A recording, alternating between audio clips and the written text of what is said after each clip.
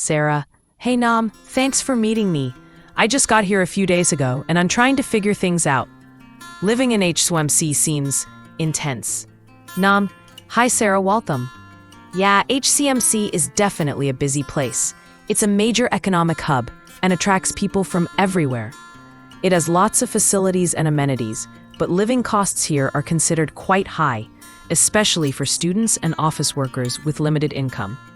So managing your money well is really important. Sarah, right. I've started looking at accommodation and it seems pretty expensive. Nam, it totally varies depending on where you want to live, the size of the place, and what's included. Renting near central districts like District 1, 3, 5, and 10 is usually expensive. Many foreigners like Districts 1, 2, 3, 7, and Bintang. In those areas, a private room in a shared apartment might cost you €200 to €350 per month. A studio or a one-bedroom apartment could be anywhere from €400 to €600 per month. Sarah, wow, that's quite a bit. Nam, to save money, you can look for places further from the city center or share an apartment. Costs in suburban areas can be 20% to 50% lower.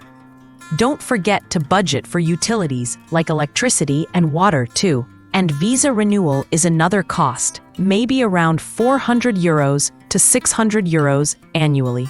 Sarah, good points. How about food? I love Vietnamese food, but eating out every day? Nam. HCMC has amazing food diversity, from street food to fancy restaurants. For a student, average monthly food costs can be around 1 to 3 million VND, roughly €40 to €120. But that depends a lot on your eating habits. Eating out all the time can definitely be a big financial strain.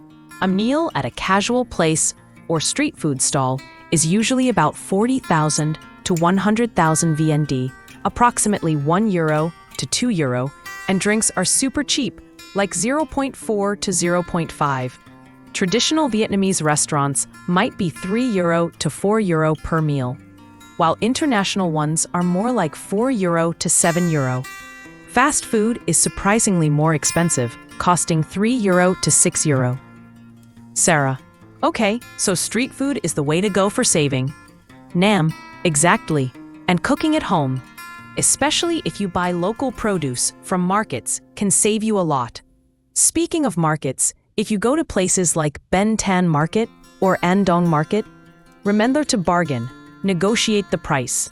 They often quote a higher price to foreigners initially. Sarah, that's a great tip, thanks. Now traffic. I've heard it's pretty crazy here. It can be. Getting around is challenging because of heavy traffic. Motorbikes are the most common. Ride-hailing apps are popular, but using buses or the new metro can help you save money.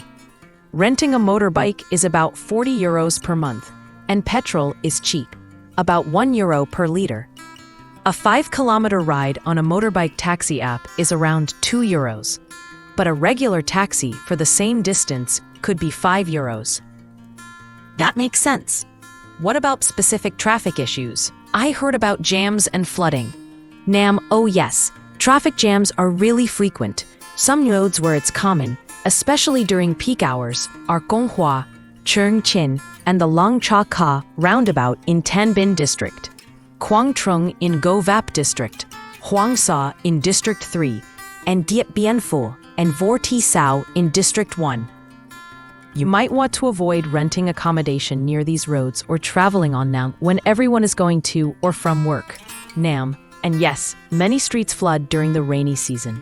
Roads often affected include Lê Đức Tho, Nguyen Gian Khoi, Pham Huy Ik, and Pham Van Chio in Go Vap District, Nguyen An Thu, Nguyen Van Qua, and Song Hang in District 12.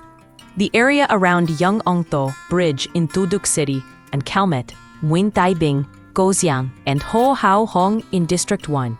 It's smart to avoid these areas when looking for housing to reduce the risk of flooding. Sarah, that's really helpful information. I'll keep that in mind. And traffic rules, are they strictly enforced?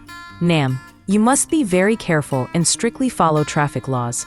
fines for violations, especially from January 1st, 2025, under Decree 168, 2024, NDCP, are very high. For motorbikes, running a red light is a massive 4 to 6 million VND fine. Riding on the pavement is also 4 to 6 million VND. Carrying 3 people on a motorbike is 400,000 to 600,000 VND.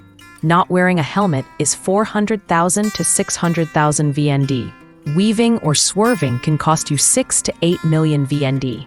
Illegal racing is extremely serious, with fines from 10 to 14 million VND. Vehicle confiscation, and potentially criminal charges.